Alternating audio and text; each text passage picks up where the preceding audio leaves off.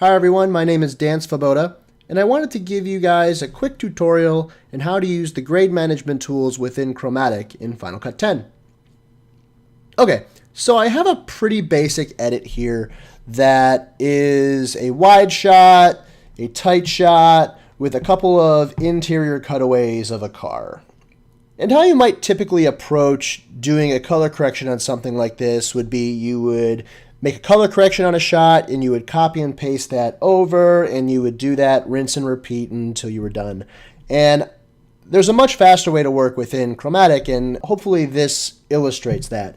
So the first thing that I'm going to do is I'm going to select all my clips and I am going to add my chromatic effect to all of them. Close that window and open up my inspector. If you look over here in the inspector, beneath the button that opens the floating window, you'll see this group icon. And so what we're going to do is we are going to make 3 groups for each of our shots. So we're going to do a wide shot, a tight shot, and then we're going to do a car. And those are going to be the 3 groups that we use to organize our base grade across this edit. What we're going to do is we're going to go down to our timeline and make sure that each shot is in the correct group. So this first shot here is the wide shot. I'm going to go up. I'm going to hit wide shot. Do the same for this. Wide shot, tight shot. This is the car.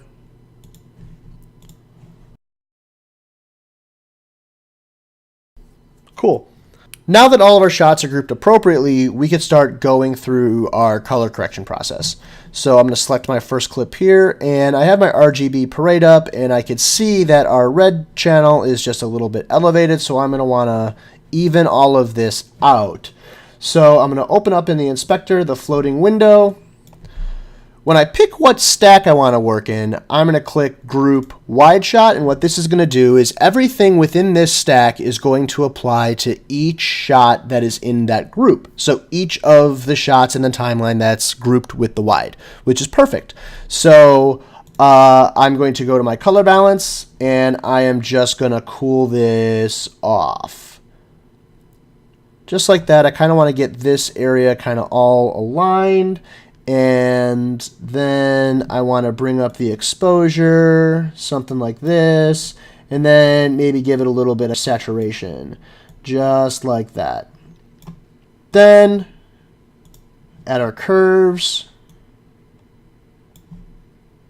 do a slight S curve. Let me bring that up a little bit.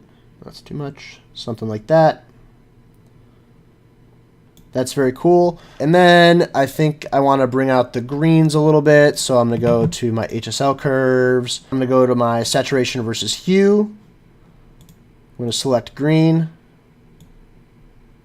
And I'm just going to raise that a little bit. Something like that. Give it a little bit more color, a little bit more punch. And now close this window down. And now you can see that if I click through all of my wide shots, that correction has been applied. So if I turn the effect down and off, we made a pretty big difference. So now something that you might want to do in a higher end grading application is kind of save this to apply it to another clip. So what we're going to do is we're going to go over to this little gear. We're going to hit Save Stack, and I'm going to call this Wide Shot. Cool. So now we're going to go over to our tight shot, and I'm going to open up the floating window. I'm going to make sure that we're working in the group stack, and I want to use the previous grade that we just did on the wide shot as a good starting place to work on this correction. So I'm going to hit my little book over here, and I'm going to double click the effect that we just saved. That did a pretty good job, and you can see that it has been applied to the other shot. Very cool. I think that in this particular tight shot, though, that makes the skin tone just a little bit too magenta-y. So I'm going to add another HSL curve. I'm going to call this green so I don't get confused. And I'm going to add another HSL curve. I'm going to start in my hue, click the face right here.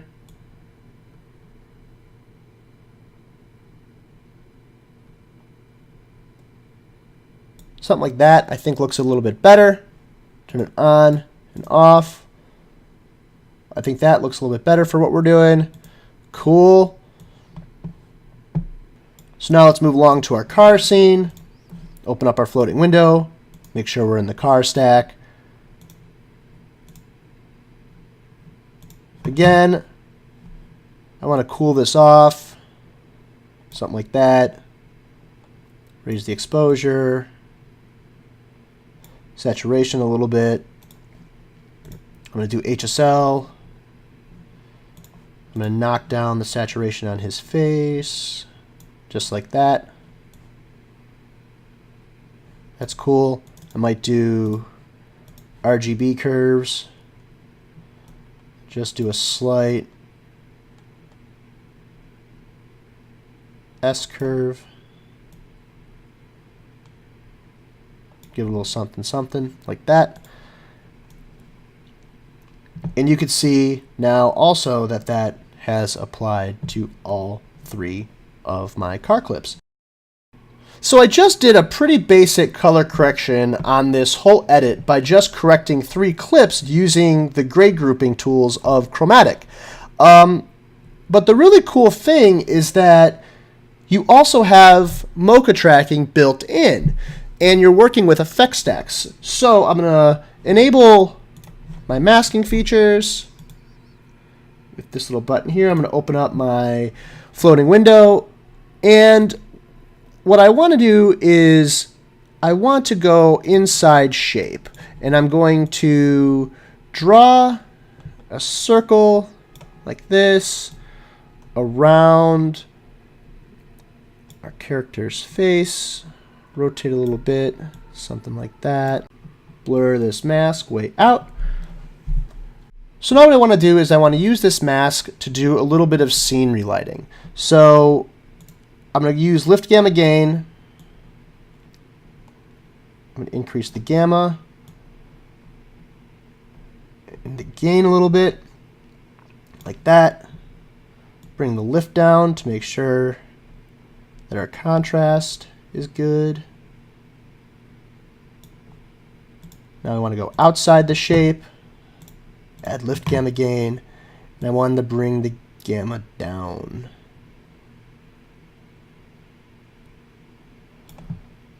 Highlights down, just like this.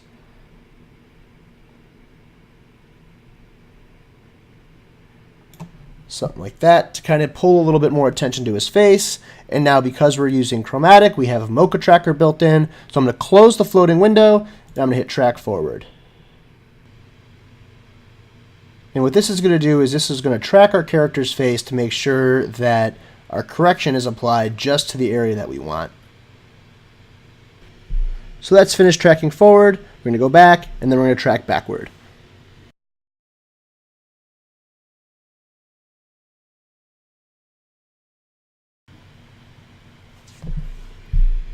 Very cool. Now that that's done,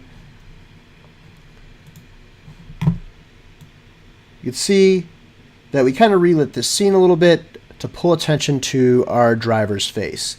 Now, that mask only is affecting this clip right here because we are using the grading stacks within the Chromatic plugin, which is very, very cool. So what we've done is we have used the grade management tools inside of Chromatic to group shots together, apply a correction to those shots using grouping so that we're only doing it one time and applying it across multiple shots. And then using effect stacks, we're still able to use the Mocha Tracker to relight our scene and have that correction track with our subject, which is very, very cool. Thanks so much for watching, guys, and I'll see you next time.